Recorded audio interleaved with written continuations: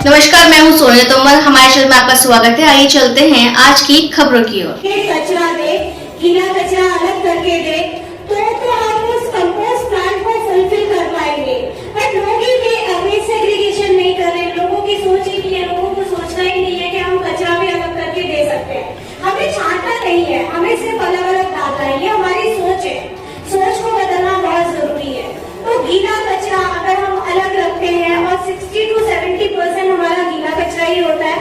अगर गीला कचरा हमने अलग करके रखा, या उससे हमने खाद बना ली, या हमने जो कूड़े वाली गाड़ी आती है उसमें अलग करके डाल दिया, तो हमारा 60 to 70% जो वेस्ट है हमने वही खत्म कर दिया। सेकेंड है सूखा कचरा। सूखा कचरा क्या है? जो भी ह्यूमन द्वारा या मशीनों द्वारा बनाया जाता है, जैसे कि कागज, पेपर, बोतल, प्लास्टिक, पॉलीथीन, पन्नी, tetra PACS, low value plastic, multilayer plastic, thermocol की कटलरी, फटे पुराने जूते, फटे पुराने कपड़े, ये सब सारा हमारा क्या है? सूखा कचरा। 30 to 35% ये कचरा डेली बेसिस पे निकलता है। और अगर वो हम कचरा अलग करते हैं तो वो रिसाइकलिंग ही है। जो बाहर से कितना कचरा खरीदती है, ड्राई वेस्ट खरीदती है, क्योंकि हम लोग सेग्रीगेट नहीं करते, इसलिए उसे बाहर से कचरा खरीदना पड़ता है।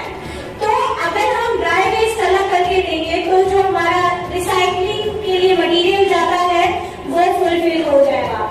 थर्ड है हमारा वेस्ट घरेलू खतरनाक कचरा। घरेलू खतरनाक कचरा क्या होता है?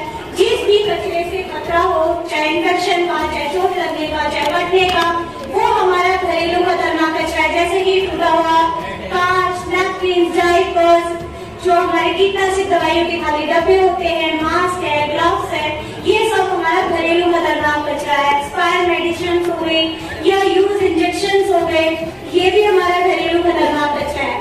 जैसे कि हम अगर हमारे घर में कोई भी कांच टूट जाए तो हम बच्चों को अलग रखते हैं, क्योंकि हमें पता है उससे खतरा है।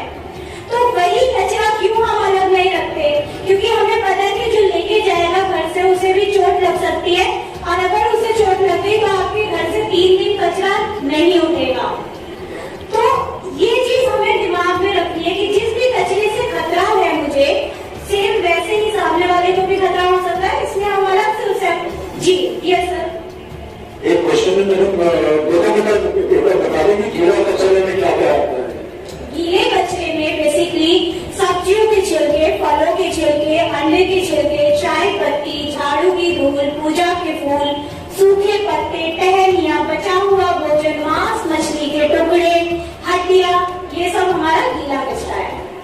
और इनको अलग अलग हमने जब सेग्रीगेट करना है तो इसका कोई कलर कोडिफिकेशन है कि कौन सा कौन से कलर के बैग में गीला कचरा होना चाहिए? वैसे जो हमारी गवर्नमेंट है उसने ये बता रखा है कि गीला कचरा हरे डस्टबिन में डाले, जिससे कि लोगों को समझ में आए। हरा इसलिए बता रखा है क्योंकि प्रकृति का कलर हरा है, और जो भी गीला कचरा है वो हमें प्रकृति से ही मिल रहा है। तो वो आपका जो माइंड है उसको समझा सके कि हाँ, जो हमारा गीला कचरा है वो हरे डस्टबिन में जाएगा, तो इस तरीके से अलग हो जाएगा। और जो हमारा सूखा कचरा है उसके लिए नीला डस्टबिन उन्होंने बोला है। और जैसे कि खतरनाक कचरा है उसके लिए उन्होंने बोला है कि ब्लैक और रेड। ब्लैक मतलब खतरे की निशानी होती है, सेम ब्लैक भी हम खतरा ही मानते हैं, तो इसलिए उसे ब्लैक डस्टबिन के लिए बोला है। तो लोगों के माइंड को सेट करने के लिए कि समझ में आ जाए कि ड्राई क्या है, वेट क्या है, और डोमेस्टिक हजार्डस वेस्ट क्या है, तो उसके लिए इस तरीके से कलर कोडिंग बनाई है। बट जरूरत नहीं है कि हम घर में रेड, ब्लैक या ग्रीन या ब्लू कलर के डस्टबिन रखें।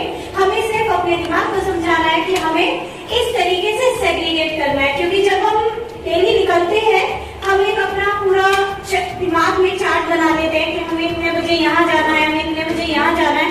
तो वैसे ही हमें अपने दिमाग को समझाना पड़ेगा कि जो मेरा केले का छिलका है ये नेचुरल वेस्ट है, ये मेरा गीला कचरा है, और ये हरे डस्टबिन में जाएगा। ये मैंने दूध की पॉलीथीन काटी, दूध की पॉलीथीन इंसानों और मशीनों द्वारा बनी है, तो ये मेरा सूखा कचरा है, ये नीले बॉक्स में मैंने अलग डाल दिया। अब उससे मुझे चोट लग सकती है, वैसे ही सामने वाले को लग सकती है, तो यानी कि खतरा है, तो वो मैंने अलग से रख दिया। बस यही इतना ही, और ज्यादा इसमें मेथड लगाने की जरूरत है ही नहीं हमें। सिर्फ ये है क्योंकि अगर हम सेग्रीगेट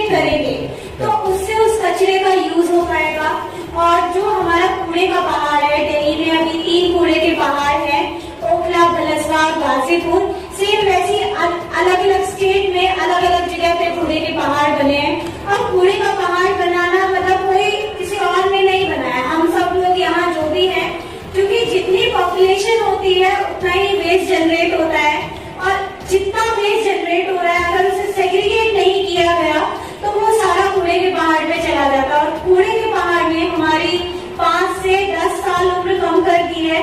तो आप सोचिए कि आज से 10 साल बाद जो हमारा फ्यूचर है, जो हमारे बच्चे हैं, क्या हम उनकी लाइफ को सिक्योर कर पाएंगे? चाहे हम कितना ही पैसा कमा लें, चाहे हम कितनी ही अच्छी सोसाइटी में घर ले लें, बट जो कूड़े का पहाड़ है, कूड़े के पहाड़ क्या होता है कि जब कूड़े के पहाड़ में मिक्स कचरा सड़ता है तो उसमें से मीथेन जो गैस होती है वो रिलीज होती है। मीथेन गैस जब हवा के संपर्क में आती है तो उसमें आग लग जाती है कूड़े में, और कूड़े में जब आग लग जाती है तो उसमें से बहुत सारी जहरीली गैसें हैं जो हमारी हवा में फैल जाते हैं। सबको पता है, ऐसा नहीं है कि किसी को नॉलेज नहीं है, बट कोई समझना नहीं चाहता। और उसी हवा में हम सांस लेते हैं, हमारे बच्चे सांस लेते हैं, और वही फिर धीरे धीरे हमारी बॉडी में वो जो गैसेस है वो हमारी बॉडी में घर बना लेते हैं, और उससे क्या हमें बहुत सारी बीमारियों का सामना करना पड़ता है।